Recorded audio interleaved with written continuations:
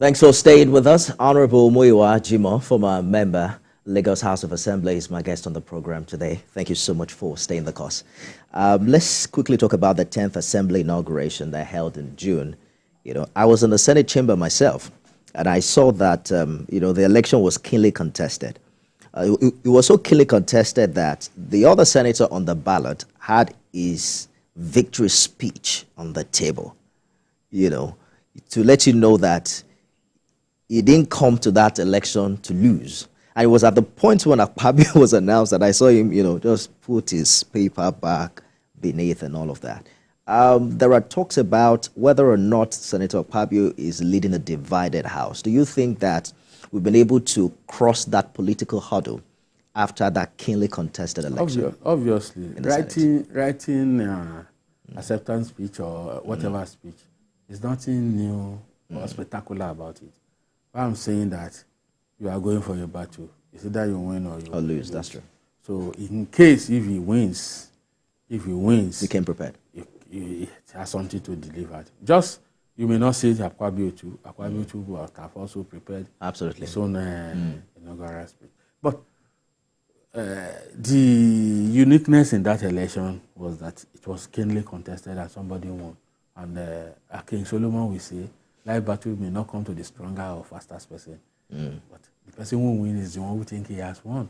So Akpabio won, and he embraced everybody. And if you look at the formula for sharing the standing committee of the House, he has virtually incorporated all other sides into the committee that people assume, as a former lawmaker, that is juicy, If a lot of people, scramble for committees that are juicy so that they can, be better welfare and better position. If you look at the system of sharing formula for committees, he has properly democratized it. That shows that he's trying to bring everybody together. It is about election. It is not about selection by the electorate. It is the elected member that we get a speaker or a senate president that is, preside over their affairs. Put it at the back of your mind. It's just first among equals. They are the same. But we know in Africa, oneness does not mean sameness. Once you are a bit higher than others, indeed, you are their boss. That assumption is also there. And I think it's going well with the Senate. Unlike what we saw with the 8th Assembly, when President Buhari was there, we seem to have seen a much improved relationship between the National Assembly and the Executive. However, the fallout of that is, the perception of a rubber stamp. Recall the chief whip in the Senate himself stood up one day and said, you can't just be passing these bills without giving us time to look at it, to sit on it and deliberate. What do you think are the consequences if that is really happening? We must have this at the back of our mind that in as much as we are saying that people in governance to change their perception about how governance should be, the average Nigerians too should also change their attention about how they view governance. Human society that I understand, even from my student days in the University of Ibadan, is far from Eldorado. It's not about things working everything working well the way it is. You have to put things in proper perspective. If you say it's about rubber stamp, I read a lot of comments on social media. Please hold that thought, Honorable. Let's quickly take Adewi's call from Ibadan. Good morning, Adewi. Good morning. Please go ahead with your contribution. I just want to make a little contribution towards the meaning of democracy. While I'm not interested in defining what democracy is, I want to make a point. The point is, there is no perfect democracy anywhere in the world. No perfect democracy. Democracy is usually a product of several variables. These variables include religion, ethnicity, the personality of those people that are involved. And I want to illustrate this through one of the elections that took place in the United States. a runoff, this senatorial runoff between the Republicans and the Democrats. First and foremost, the Republicans, they realize putting a white man to fight that reverend, to vie against him, will not work well. So they decided to put one black man against the black reverend.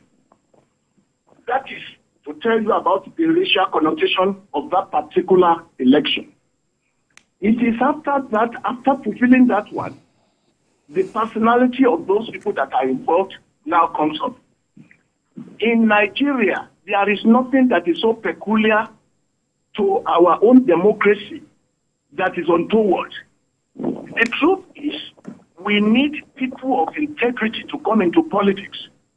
We are too utopic about our politics. We are too scholarly about it. You want democracy to be exactly as it is being defined in the textbook. There is no democracy that will say, this is what I want.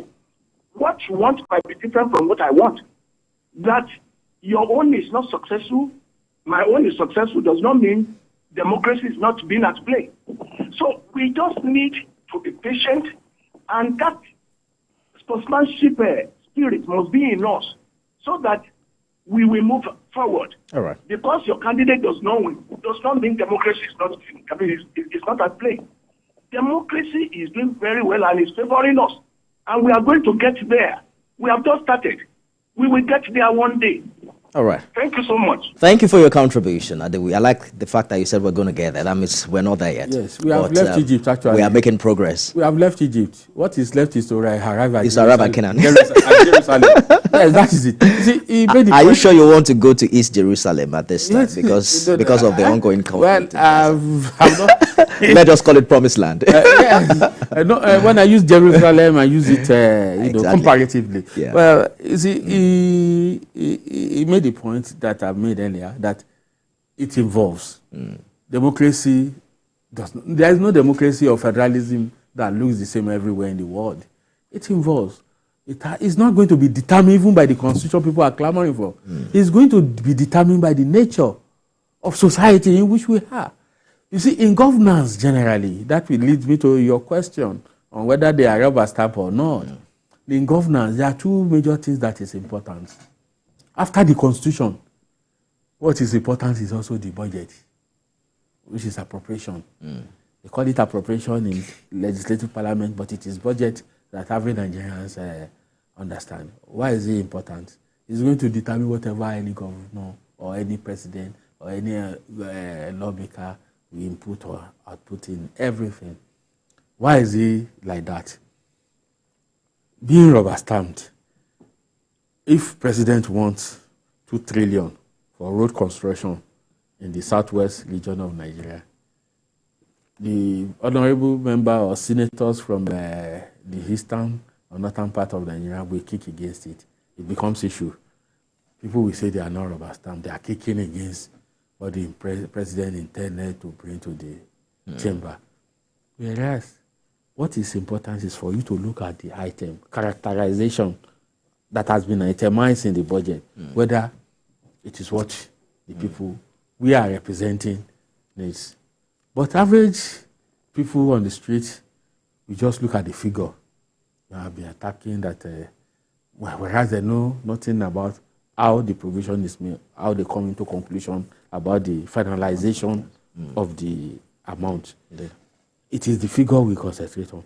So any parliament that is opposed to that, they are not rubber stamp. And you have forgotten the 3 arms of government. So despite their independence, they still need collaboration and interrelated working. Indeed. And that is the essence of it. It is the interrelated working we should look at instead of whether we see them as being rubber stamp or not being rubber stamp.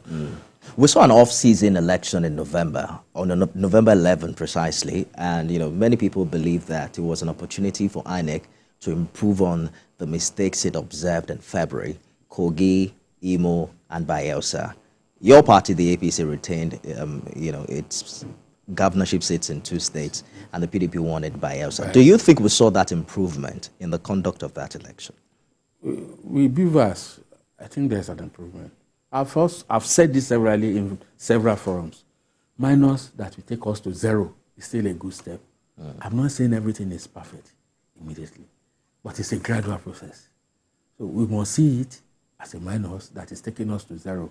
We have moved from minus, we are now in 0. So what is left is now 1, 2, 3 to infinity. But if you expect everything to be perfect as it is, things as they are is different from things as they occur to us. I was not in Kogi and I was not in Bayelsa. But you can see Bayelsa is an opposition party. My party, APC, did not force or did not insist that it must be an APC candidate that has emerged as the governor.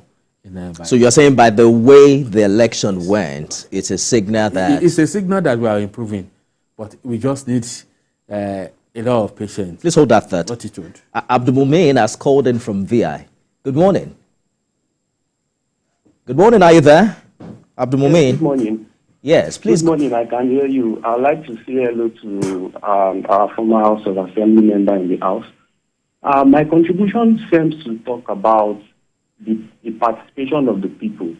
So right. I think that our people, the way we relate with the institution of government determines what we get from the government. So take, for instance, people think that legislators are supposed to construct roads, construct schools, and then even when the legislators, make laws, how many of us pay attention to these laws that the legislators make? To talk more of criticizing them, if it is real or not real, if it is favorable or not favorable. So all of these things form the whole quality of governance that we get in the country. That's my contribution. Thank you, Abdul Mumin, for that contribution. You were a member of the House. Yes, I was. Do you think that your constituents didn't quite understand your role as a member of the House at the time? Don't say constituents alone, say Nigerians. Well, our first assignment in the parliament is representation. What the people need to speak on their behalf. The other things are secondary. But that is the focus of every Nigerian. A legislator in Nigeria is expected to construct road, to build bridges, to put something in their pocket. I don't understand that. We can do that because there are social taxes, social responsibility, but it's not the primary assignment of any legislator.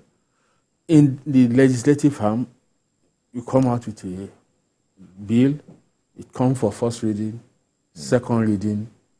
In the first reading is to be mentioned in the parliament, introducing it for people who will be aware there is a law coming on this. The second reading is to argue for and against the merit and the merit of the law before it goes to committee. It is the committee that will call for public hearing. That public hearing is that when you have the public input. Yeah. But a lot of Nigerians don't have interest in that. And eventually third readings, when you look at the clauses in terms of tenses and what have you. But those are the major things in lawmaking. But if you do all that, even if you have several laws that can change the whole world, and the fear of what to eat and drink is now the beginning of wisdom. If you don't address that, after all, the implementation is also critical because some would say we have some really fine. When it comes to implementation, it's not the responsibility of the legislature. Absolutely, I guess is that of the executive. Yes, executive, and the law enforcement, which is an ambiguity of the executive arm, and that is where we have problem. There are so many laws, as Karl we put it in the 11 thesis of the Schubach, said that philosophy has interpreted the word severally. What is left is to change it. That's the last sentence of that 11 thesis. That it has been interpreted. Virtually, yes, when we are in the house, we made law on kidnapping. But if you look at the criminal code of Lagos State, the provision has always been there since the first assembly. But the implementation of it, but we have to resuscitate it. To bring it back to consciousness. Indeed. But the laws are always there, and the laws are made for man, not man for law. Let's take this call quickly. Mazi Okorafo has called in from Arochukwu in Abia State. Good morning, Mazi. Good morning, Mr. listen. Good morning, my brother. Good morning, Mr. Happy Christmas to everybody. I wish you the same compliment. The law we have in Nigeria, you see, when you talk about the law, the rich man gets justice, but the common man gets what? Just carry them. What do you have? Now, for we to move forward, if any law we have in this country, we are good in policy making, very, very good. We have technocrats, we have talented men and women. But in terms of implementation, it's always the problem. Look at the constitution of Nigeria. Who and who is it meant for? Is it not for everybody? But the constitution favors the rich. But the masses, they just just send it back. That is the problem. But how do we move forward? We are entering 2024.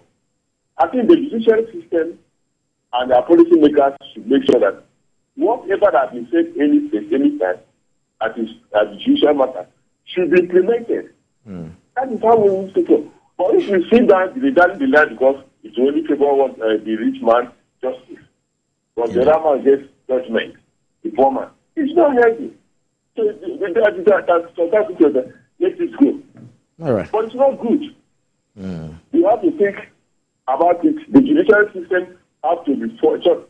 They have to do the needful as we are entering 2024 to make sure that the judicial system, I will say reform, we have a lot of reforms that have been going on. I will say overhauling, we have a lot of information that have been going on. But at the end of the day, what do we do? Justice, equity, and peace is what they need. Good morning. Thank you, Mazi. Wish you the same. Thank you for your contribution. Quickly, I want us to touch on, the feud we've seen between governors and their predecessors or their benefactors in the course of the year. We saw what happened in Edo State between Governor Obaseki and his deputy Shuaibu. I mean, that was a big surprise because they both worked together when, they were leaving the APC against, Adams Oshomole of the APC, as it were. Perhaps the latest one will be the one we are covering in Rivers State that had a recent intervention of Mr. President. Not many people saw it coming that, former Governor Wike would easily fall out with Governor Fubara in less than 2 months after that election. And this has become a recurrent decima in Nigerian politics. What do you think is happening here? Democracy at work. Wow. Well, let me say this about democracy generally.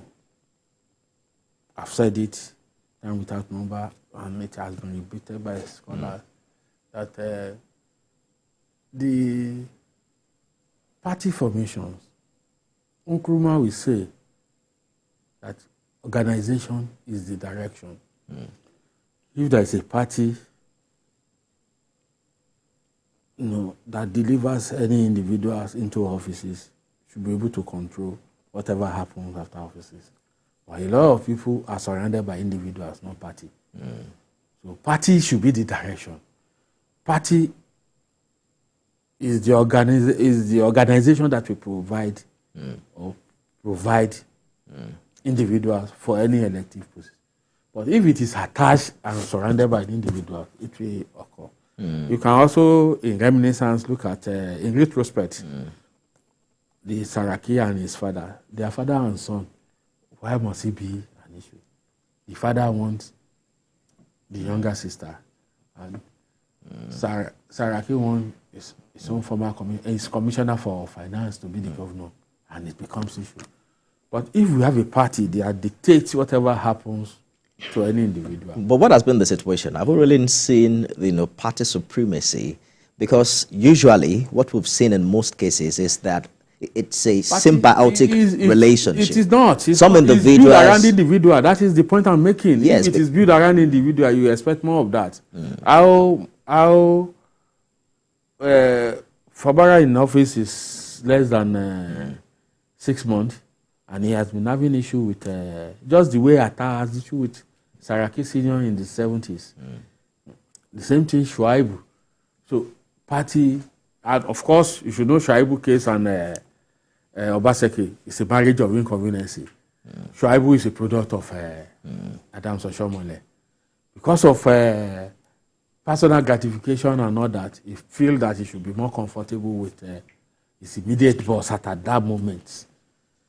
A lot of people also allege Obaseki that he was not part of the political structure in Edo. That other Adams Oshomole also enforced him. I mean, imposed so him. those are the fallout of marriage of inconvenience. But that's my point. That what do you think has been that factor that has kept this party structure at the mercy of these individuals? But before you answer that, Adigbite has called in from Shagamu. Good morning. Well, I think we lost that call. So we see a situation where certain individuals are so big that parties benefit from them. You know, you saw when Wike left the PDP. They lost in that state. In neoliberal, what you are practicing is really neoliberal politics. But I, as a student of political society, I'm a student of society, I don't agree with neoliberalism, but that is what it is now. What ought to be and what it is, they are different cases. But they say the word that there is only one way of interpreting reality. There is only one way of viewing reality. And that the reality of the world must be read, must be seen, must be perceived from the neoliberal school. And if you are seeing it from that prism, you will not say anything. What you will be seeing is American foreign policy trying to implement it on Nigeria and other society, which doesn't really work. We must begin to look at things as they occur to us. If we don't do that, we'll be making a lot of mistakes on how to get the correct perspective on how things should be. You can see, I've been thinking of a thesis that when we see things that are peculiar, exceptional to us, we must be beginning to look at things that we have overlooked. And what are the things that we have overlooked? Building a party around individuals.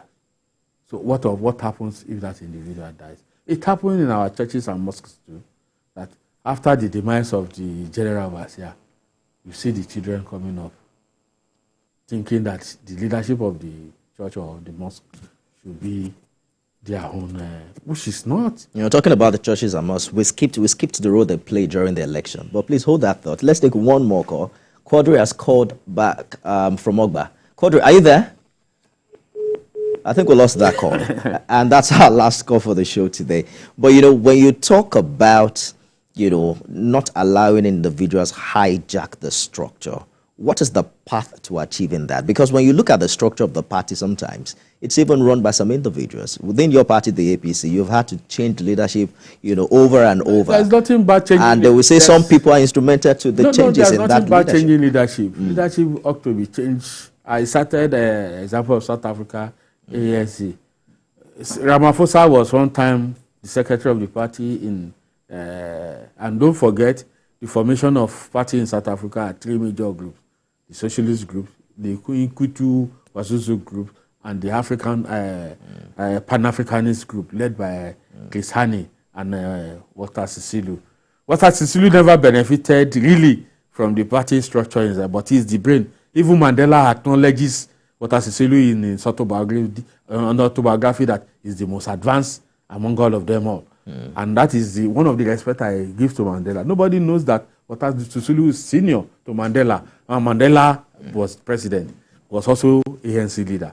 But he acknowledges Walter Sisulu as the head, as the ideologue, the think tank, the brain behind the success they have recorded so far.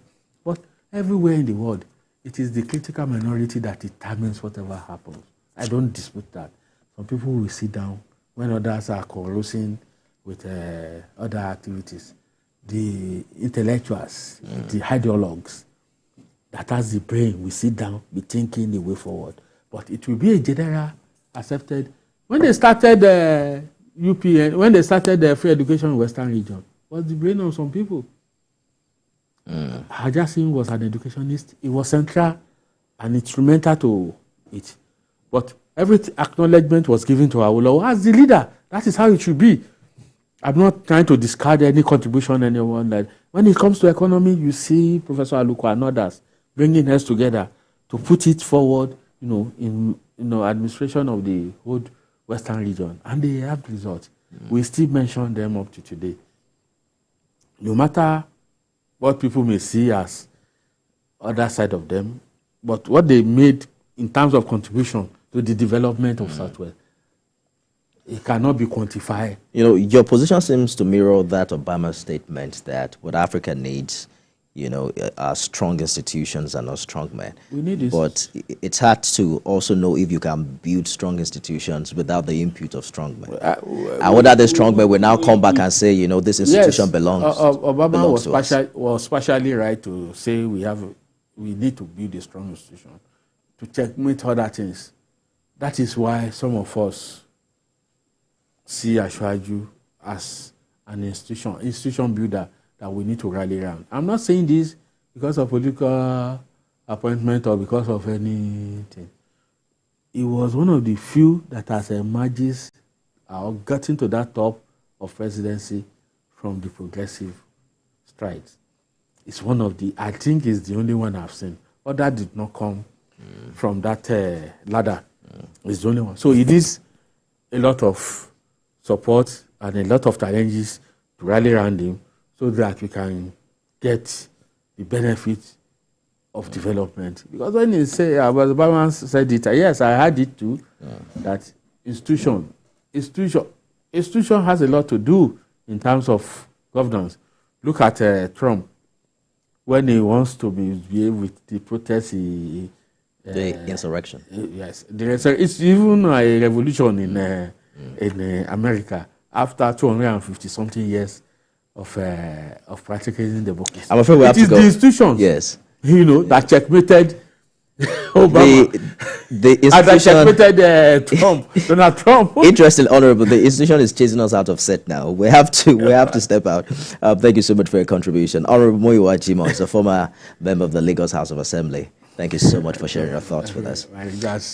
Compliments of the season, everyone. The conversation continues online on X at TVC News, and remember to use the hashtag this morning and tag at Nifemi Oguntoye. See you again tomorrow, everyone.